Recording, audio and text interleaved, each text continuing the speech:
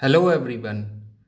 आप सभी का स्वागत है हमारे फिजिक्स फ्लैक्स चैनल पे। हम अभी वेक्टर्स पढ़ रहे हैं। वेक्टर्स में हम लेक्चर 9 पे आ चुके हैं। इसके पहले हमने वेक्टर्स क्या होता है लेक्चर 1 में देख लिया था। ठीक है, वेक्टर्स की प्रॉपर्टीज़ क्या होती है, फिर वेक्टर्स को एडिशन क्या होता है, उसका सब्ट्रैक्शन क्या होता है, triangle law of vector addition, parallelogram law of vector addition और resolution of vector. Resolution of vector को पढ़ने के बाद हमने दो सेशन सिर्फ उसके न्यूमेरिकल करने में निकाल दिए थे, इसलिए कि ये देखने कि जो हम पढ़ रहे हैं उससे उसकी एप्लीकेबिलिटी है क्या, उससे हमारे न्यूमेरिकल सॉल्व हो रहे हैं। तो हमने देखा था कि हाँ, हम अपने क्वेश्चंस को बखूबी सॉल्व कर पा रहे थे। तो इसी इसमें हम अब आगे बढ़ते हैं और पहला हमारा जो टॉपिक है वो है डॉट प्रोडक्ट और स्केलर प्रोडक्ट। ठीक है, तो हमने इसको क्यों लिया, ठीक है, हमने इस टॉपिक को क्यों उठाया।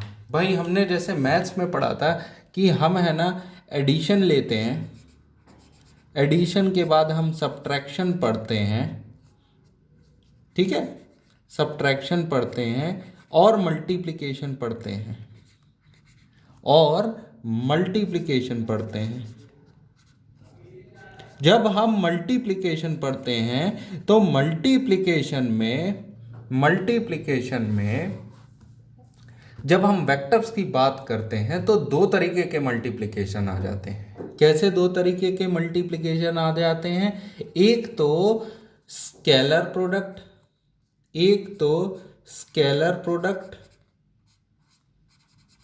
और एक आ जाता है वेक्टर प्रोडक्ट। क्यों क्यों ये दो तरीके के मल्टीप्लिकेशन की ज़रूरत पड़ गई, इसको देखना बहुत ज़रूरी है।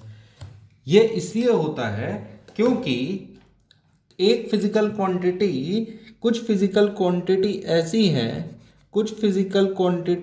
हैं कि उनमें जब दो वेक्टर को हम मल्टीप्लाई करते हैं, फिजिकल क्वांटिटी ऐसी हैं कि अगर दो वेक्टर को मल्टीप्लाई करते हैं तो उसका जो रिजल्ट आता है वो एक स्केलर आता है ना, उसका जो रिजल्ट आता है वो स्केलर आता है। ठीक है, एग्जाम्पल है सबसे अच्छा इसका आपका वर्क डन। ठीक है, तो क्या है इसका एग्जाम्पल? Work done. आप वर्क डन का अगर मैं फॉर्मूला देखता हूं तो वर्क डन क्या होता है, अगर हम 9 की definition force multiplied by displacement,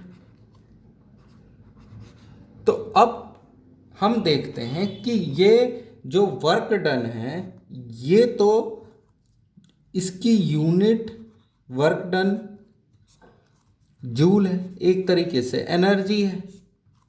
तो इसमें कोई डायरेक्शन तो होता नहीं, पर फोर्स में डायरेक्शन है और डिस्प्लेसमेंट में भी डायरेक्शन है। तो जब इन दोनों को मल्टीप्लाइड करते हैं तो डिस्प्लेसमेंट आता है। अब ये जो क्रॉस मैंने साइन लगाया है ये गलत है इसमें, तो इसमें जो साइन आता है वो आता है डॉट का। ठीक है, इसलिए इस स्केलर प्रोडक्ट को हम डॉट प्रोडक्ट भी कहते हैं। इस स्केलर प्रोडक्ट को हम डॉट प्रोडक्ट भी कहते हैं। ठीक है, तो क्यों डॉट प्रोडक्ट रखते हैं? क्योंकि इसका जो मल्टीप्लिकेशन का साइन है वो एक डॉट है, जो मल्टीप्लिकेशन का साइन है वो एक डॉट है। ठीक है ना, तो फोर्स और डिस्प्लेसमेंट के बीच में जो साइन है वो मल्टीप्लिकेशन का साइन है वो डॉट की तरह यूज करते हैं। तो हमने देखा स्केलर प्रोडक्ट क्या है, दो वेक्टर का डॉट प्रोडक्ट गिव्स स्केलर, है ना। आप ये भी लिख सकते हो डॉट प्रोडक्ट और scalar product of two vectors give scalar quantity, give scalar quantity, give scalar quantity. जैसे वर्क डन हमारा स्केलर क्वांटिटी है। तो अब ये डॉट प्रोडक्ट हमने ये तो देख ली। अब वेक्टर प्रोडक्ट को हम बाद में पढ़ेंगे, ये लेक्चर में हम स्केलर प्रोडक्ट में ध्यान देंगे। तो अगर मैं देखता हूं कि स्केलर प्रोडक्ट क्या है, ठीक है, तो अगर मान लीजिए आप दो वेक्टर ले लेते हैं, है ना, हम दो वेक्टर ले लेते हैं कि इसको डायग्राम के समझते हैं, इसको अगर मैं डायग्राम से समझूं तो दो वेक्टर हैं, वेक्टर ए और वेक्टर बी, ठीक है, वेक्टर ए और वेक्टर बी, और दोनों के बीच का एंगल है थीटा, दोनों के बीच का एंगल है थीटा।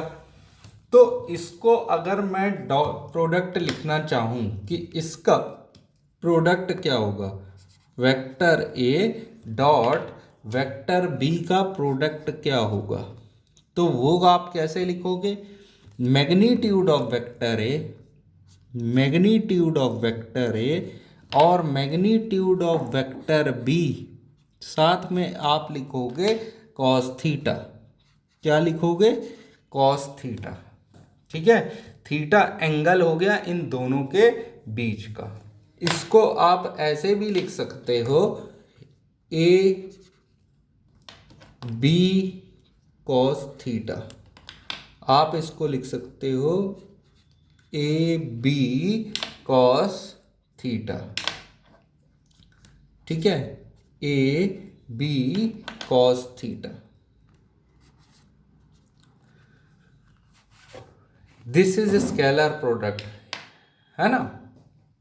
अब अगर मैं आपसे ये कहना चाहूं, अब आप देखिए, क्योंकि स्केलर वैल्यू दे रहा है, ए भी मैग्नीट्यूड है, बी भी मैग्नीट्यूड है, और कॉस थीटा भी एक न्यूमेरिकल वैल्यू है।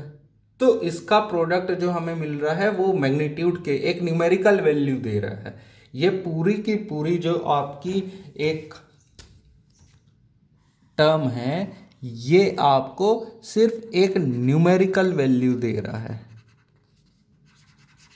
इसमें डायरेक्शन नहीं मिल रही है, न्यूमेरिकल वैल्यू मिल रही है, किसी तरीके की डायरेक्शन नहीं मिल रही है। तो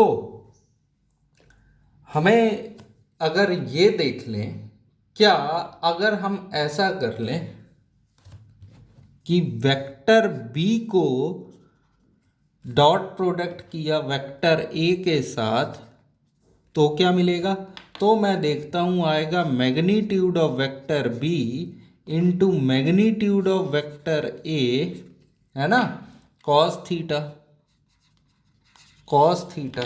तो ये क्या हो गया आपका, बी ए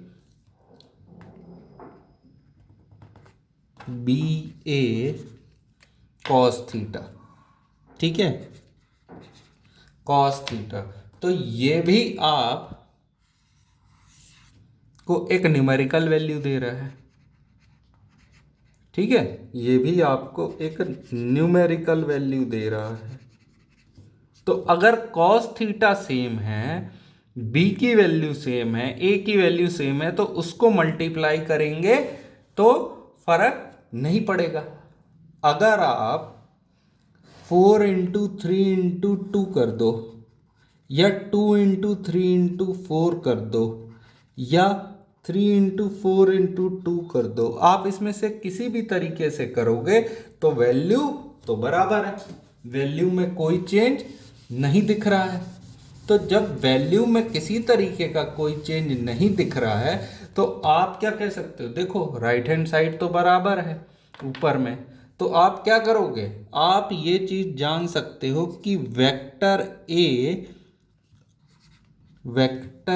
ए डॉट वेक्टर बी बराबर होगा vector B dot vector A के। Vector A dot vector B बराबर होगा vector B dot vector A के। तो इस प्रॉपर्टी, ये जो आपकी प्रॉपर्टी हो गई वो कौन सी प्रॉपर्टी हो गई? कम्यूटेटिव। दस scalar product follow commutative property. ठीक है ना? स्केलर प्रोडक्ट कम्यूटेटिव प्रॉपर्टी को फॉलो करता है। अब दूसरी प्रॉपर्टी क्या हो गई? हम देखते हैं डिस्ट्रीब्यूटिव प्रॉपर्टी। क्या देखेंगे? Distributive property. इसमें क्या देखते हैं कि अगर वेक्टर ए डॉट है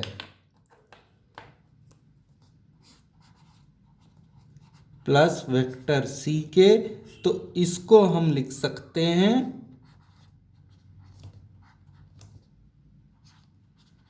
vector A dot vector B plus vector A dot vector C के। इसे कहते हैं डिस्ट्रीब्यूटिव प्रॉपर्टी। तो आपका हमने क्या देखा? सारे पॉइंट्स एक बार कवर कर लें और उसको लिख लें। ठीक है? तो number 1, what is scalar product? हमने पढ़ा व्हाट इज स्केलर प्रोडक्ट। ठीक है। नंबर 2, हमने देखा कि कैसे व्हाट इज स्केलर प्रोडक्ट, और उसके बाद हमने उसका साइन और सिंबल देखा। फिर हमने प्रॉपर्टीज देखी, फिर हमने उसकी प्रॉपर्टीज देखी। अब हमने क्या करना है?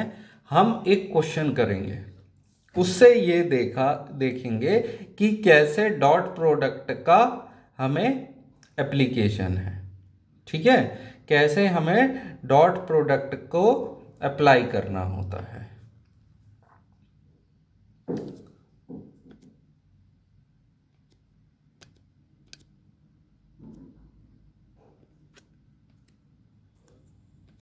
हमारा एक क्वेश्चन है, work done by a force vector F during displacement vector R is given by F dot R. ठीक है? Work done by a force vector F during the displacement is given by vector F dot vector R. Suppose, ठीक है, तो हमें क्या दिया हुआ है अपने उसमें? सबसे पहले तो आप जब शुरुआत करें तो गिवन लिखते हुए देख लीजिए। तो work done F dot are के बराबर है, ये क्वेश्चन में दिया हुआ है। Suppose a force of 12 Newton act, suppose a force of 12 Newton act on A particle in vertically upward direction. ठीक है? इन वर्टिकली अपवर्ड डायरेक्शन, ये आपका पार्टिकल है और इस पार्टिकल में 12 न्यूटन का फोर्स लग रहा है ऊपर की ओर। 12 न्यूटन का फोर्स लग रहा है ऊपर की ओर, and particle is displace through 2 metre in vertical downward direction. Force तो आपका 12 न्यूटन ऊपर लग रहा है, लेकिन पार्टिकल कहाँ डिस्प्लेस हो रहा है? पार्टिकल नीचे जा रहा है। कितने नीचे चला गया? 2 मीटर डाउनवर्ड डायरेक्शन। ठीक है? 2 मीटर नीचे आके यहां हो गया। तो इसमें हम क्या देखते हैं कि फोर्स तो ऊपर की ओर लगा है, फोर्स तो ऊपर की ओर लगा है, मगर डिस्प्लेसमेंट आपका नीचे की ओर हुआ है। डिस्प्लेसमेंट आपका नीचे की ओर हुआ है। तो फोर्स और डिस्प्लेसमेंट के बीच में एंगल कितना हुआ? फोर्स और डिस्प्लेसमेंट के बीच में एंगल कितना हुआ? 180 डिग्री। 180 डिग्री। ठीक है? डी की जगह आप वेक्टर आर ले लीजिए। ये मैं सिर्फ डायरेक्शन बता रहा हूं, आप लेंथ ऑफ मैग्नीट्यूड यहाँ कंसिडर नहीं करें, ठीक है। मैग्नीट्यूड यहाँ दिया हुआ है, इसमें मैग्नीट्यूड और डायरेक्शन दोनों दी हुई है, इसमें सिर्फ डायरेक्शन दे रहा हूँ। तो फोर्स से मैं डिस्प्लेसमेंट के बीच का एंगल देखता हूँ तो वो कितना दिया हुआ है, 180 डिग्री। आप चाहे तो इसको हॉरिजॉन्टली, फोर्स इस डायरेक्शन में, डिस्प्लेसमेंट आपका इस डायरेक्शन में है, फोर्स आपका ये और डिस्प्लेसमेंट इस डायरेक्शन में, तो दोनों के बीच में अगर एंगल देख लीजिए तो 180 डिग्री बन रहा है, दोनों का डायरेक्शन अलग है। तो अगर मैं यहाँ पे फॉर्मूला अप्लाई करूँ तो ये क्या हुआ, magnitude of F magnitude of R cos theta, तो ये क्या हो जाएगा, एफ आर कॉस थीटा। तो फोर्स कितना है, 12 न्यूटन, मैग्नीट्यूड है जो फोर्स का वो है 12 न्यूटन, और आर क्या है आपकी वैल्यू 2 मीटर, और थीटा क्या है आपकी वैल्यू 180 डिग्री, है ना। तो अगर मैं वैल्यू पुट करूं तो एफ की वैल्यू हुई 12, आर की वैल्यू हुई 2 कॉस 180, ठीक है। अब कॉस 180 आपका होता है माइनस ऑफ 1, ठीक है, इसकी वैल्यू होती है माइनस ऑफ 1, ठीक है। तो 12 इंटू 2 इंटू माइनस ऑफ 1, ये है आपकी वैल्यू आई -24 जूल न्यूटन मीटर, ठीक है।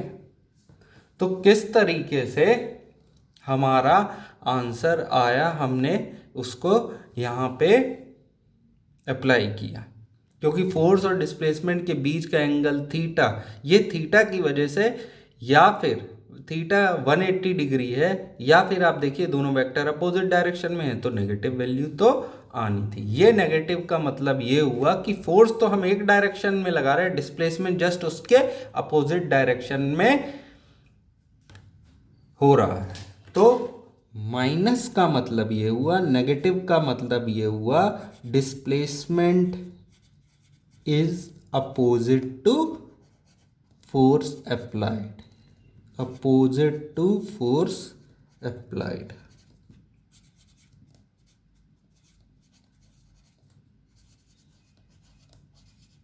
ठीक है। तो हमने डॉट प्रोडक्ट के बारे में एक बेसिक नॉलेज गैदर कर लिया है, ठीक है।